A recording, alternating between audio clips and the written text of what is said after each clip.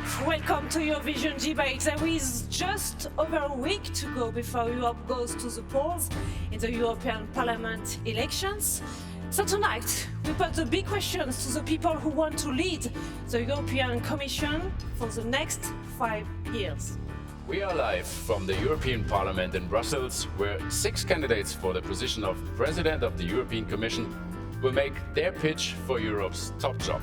We're live across Europe on members of Eurovision, but we are also being watched around the world online. You're all very welcome. So we are your hosts. I am Émilie Tranuyen, news anchor from French TV. I'm Markus Preiss, EU correspondent with ARD German TV. And I am Anna-Stina Heikkilä. I work as a correspondent for the Finnish television in Paris, and I will be guiding you through the debate on social media. But it's not about us. It's about the candidates for Europe's top job. So please welcome Nico Cué, a Spanish-born Belgian trade unionist and lead candidate for the European left. From Germany, Ska Keller for the European Green Party. It's her second Eurovision debate.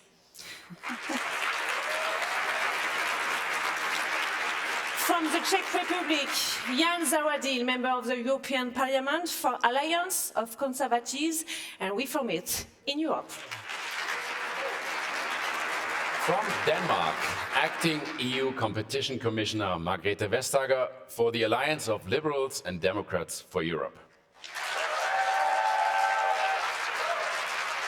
From Germany, Manfred Weber, chairman of the European People's Party in the European Parliament and Spitzenkandidat. And finally, from the Netherlands, Frans Timmermans, first Vice President of the European Commission, the candidate of the Party of European Socialists. But this debate is nothing without you all over Europe. And that's where Anna-Stina comes in. Yes, I will be your social media host this evening, so you are a crucial part of this debate. Throughout the program, I will be monitoring the millions of Europeans who are following us online, asking questions, reacting and engaging with us in the digital world. So tell us what matters to you by using the hashtag #TellEurope and make your voice heard.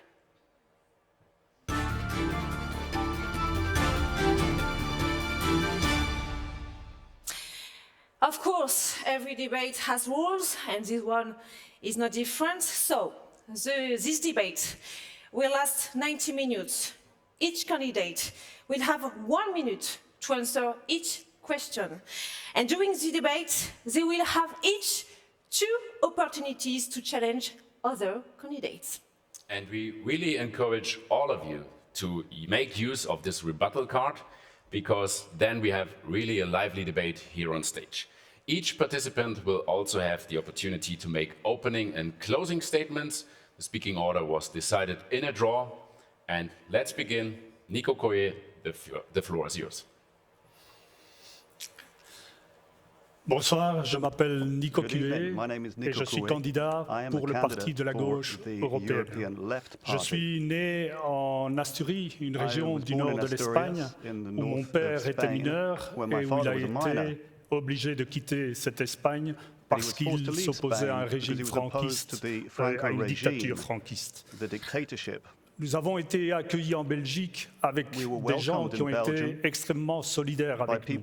On a pu fonder un foyer, aller étudier, travailler, et c'est ces gens ordinaires qui m'ont donné cette impulsion pour l'Europe, c'est-à-dire cette capacité d'être solidaire les uns avec les autres.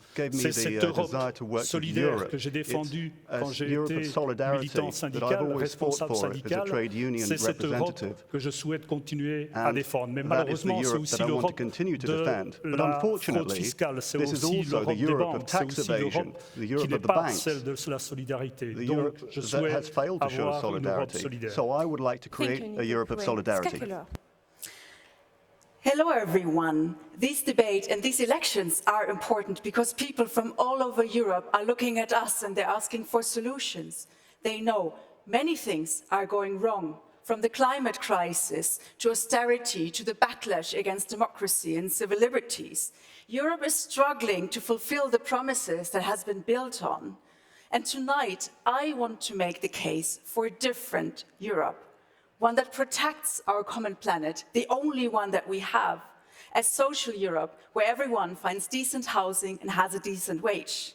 We, as Greens, take the battle for a European Union where the big companies pay their fair share, where women are truly treated equal, where minorities are respected, human rights are protected. I know it is possible to build this different Europe if we build it together and if we build it with courage. Thank you very much, Ska Keller. And next in line is Jan Zahradil. Good evening, everyone. I believe that we cannot meet all those new challenges of 21st century with old and outdated scheme of ever closer union, which has been designed 50 years ago for a different age. Therefore, I would propose rather EU which is scaled back, which is flexible, which is decentralized. I would like to have European Commission which respects all its members, regardless whether they are big or small, or whether they are from the West or from the East. I would like to have European Commission which respects national governments and which cooperates with them, which doesn't fight them, which doesn't patronize them, which doesn't lecture them. Simply speaking, I would like to have European Union which is doing less but better, and which is able to find new equilibrium between national and European level. And this is the European Union, and this is the change I am ready and able to deliver. Thank you, Jan Zahradil. Margrethe Vestager, it's your turn. I am Margrethe Vestager. I'm from Denmark.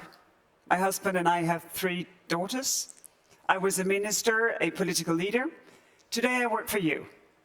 As Commissioner of Competition, I make sure that businesses play by the rule book. So you, as a consumer, have choice, quality, and fair prices. For me, the most important thing is that you are empowered to live the life you want to live in your community, that you feel counted in, and that you have a fair chance of making it. Europe is the best place to live today, especially if you're a woman. We have achieved so much. That doesn't make everything good. We have work to do to fight climate change, to deal with technology, to create societies built on the rule of law where you can provide for yourself, to make that everyday life. That's why I'm here. Thank you very much, Margrethe Vestager. And we take it to Manfred Weber, please. I want to thank you. I had the opportunity in the last weeks and months during my electoral campaign to travel a lot around the European Union and to meet a lot of the Europeans. And I experienced that we have the same concerns, even the same fears, and the same hopes for the future of our continent. And what I want to tell you with this is the method, how I want to work on Commission level, on European level. A Europe which is close to people, a Europe which cares about the concrete issues from the citizens, a Commission of the people. That is what I want to work for. And having this in mind, I think Jean-Claude Juncker, the current Commission President, called and named his Commission the Commission of the Last Chance. And he is an EPP Commission President. I think he did a good job. I want to call the next Commission not the Commission of the Last Chance. I want to call it the Commission of a fresh start, of a new era, of readiness, openness, for optimism, for showing to the world that we can achieve as Europeans so much together. Thank you, Manfred Weber. Finally, Frans Timmermans. Thank you. Good evening. You know, you have the future of Europe in the palm of your hands. Next week, you will decide the fate of Europe in the next 5 years. There are those who say that Europe and its citizens are best served by breaking down the European Union. I don't believe in that. There are those who say to avoid breaking down the European Union, we have to maintain it as it is. I don't believe that either.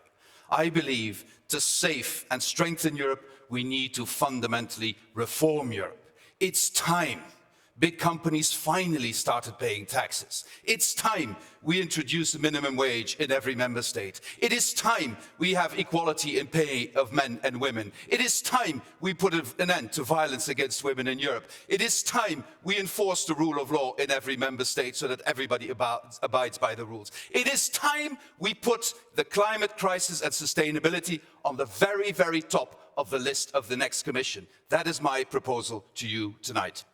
Thank you, Franz Timmermans. Thank you to all for your introduction. But you know, it's your debate to you in front of your screen. So let me join Anastina now online for our social media hosts. Anastina, maybe there is already some reaction, some tweets regarding this debate. Yes, Emily, welcome to the social media hub. As you see, we are here following all your comments and questions with my team. And yes, the conversation, it has already started. It has been very lively. Questions have actually been pouring in already before the debate. Hashtag Tell Europe, it is already trending in Belgium and in Germany. And as you can imagine, there are some topics that are already very popular online. Any idea what they are? Well, let me tell you. Brexit, climate change, digital privacy and migration. In fact, Sea-Watch have tweeted using hashtag Tell Europe that they rescued 65 people from the Mediterranean today. So clearly this is a major issue. So make your voice heard, keep your comments coming and questions coming and use the hashtag Tell Europe. Let's get back to the main stage and get started with the debate.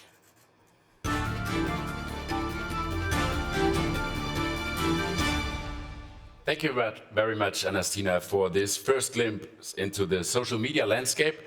And we are also starting on migration. This has been the topic most mentioned by many Europeans when surveyed about their concerns.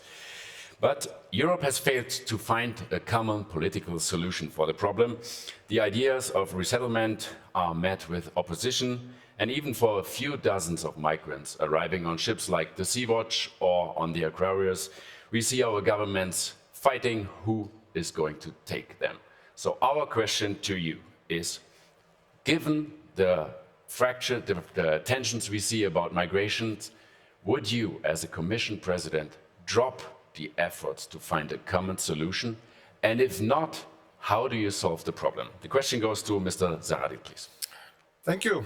First of all, I have to say that I would never repeat the same mistake like the current Commission by introducing mandatory quota, which unfortunately didn't work and which unfortunately only deepened the divide between eastern part and western part of Europe.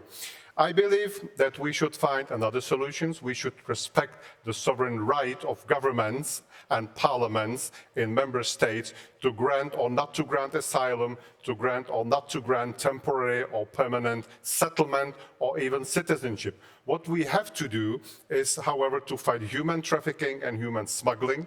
What we have to do is to outsource reception centers to outside of the European Union, otherwise we won't be able to fight trafficking and smuggling. We, of course, have to somehow conduct readmission agreements with other countries, and that they will be willing, so we have to cooperate closely. And first of all, we have to help stabilize situation in Africa. Thank you, Mr. Zahradil. Manfred Weber, what would you do? The only chance is a European solution, no doubt about this. And there are two main pillars for us as EPP. One pillar is that the state controls who is arriving in Europe and not the smugglers. That we have to win back the control on our border, and that must be clear. That's why we ask for 10,000 Frontex officers immediately established to control the borders. The second element is when Pope Francis is in front of the Mediterranean Sea in Lampedusa and is reminding us on our humanitarian responsibility, we have to take over this responsibility. We have to care.